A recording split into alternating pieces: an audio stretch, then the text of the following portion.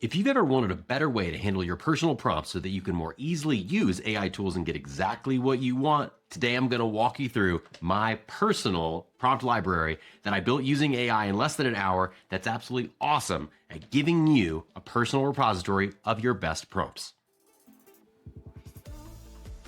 If you're new here, my name is Kamo and I've been in tech my whole career. I love the use of artificial intelligence, how it's changing every job field, and I now spend my time training people on how to leverage AI to make their lives easier. I've run multiple hypergrowth cloud services companies, I was a solutions architect at Google, and I've hired over 200 people in the last few years. I was also a US Marine who built data centers in deserts and jungles and ships all over the world, so that's pretty cool. But today, I want to show you exactly what I do to manage my own prompts. And first, the code for everything that I'm about to show you is available in my GitHub repo, link down below. Feel free to grab it, run Streamlit in Python however you want. I'm going to walk you through my super basic framework of what goes into a good prompt. I'm going to show you how I build individual prompt elements with this specific tool and how I use this library to build super detailed prompts really quickly, and then how to save those prompts so that I can pull them up and edit them later. So let's dive in.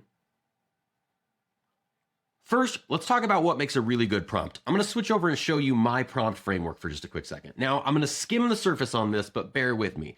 First and foremost, you got to give AI tools a role. Tell it who it's supposed to be. Then give it a goal. What specifically do you actually want to get accomplished here? Then you need to give it all your context. More context is always better up to a limit.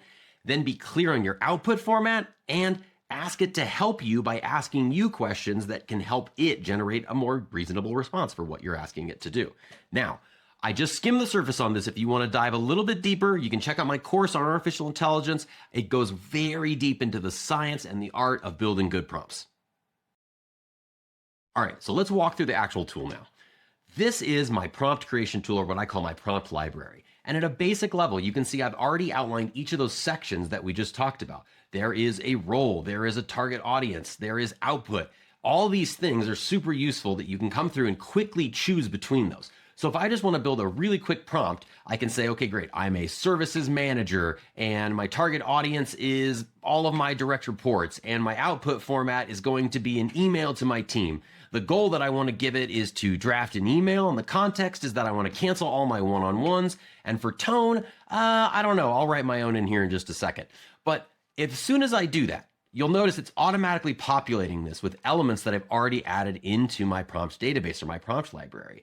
I also have a checkbox here so that I never forget to go through and ask for recursive feedback. And what that does is at the very end says, hey, before you give me the response, ask me any questions you feel could help craft a better response. Or if you feel you're already good to go, just give me the response. But as you can see, all of this just generated me a pretty robust prompt format that I can then just hit Control A and copy that thing, and I'm ready to run off to the races. If I decide, you know what, this is really awesome, but I need to customize it, I just go in here and say tone, be super energetic and use way too many exclamation points, because if you know me, that's my style. Now, as we're doing this, you can go through and edit all of this however you want. And when you're done, you can just scroll down and save it as something like my example.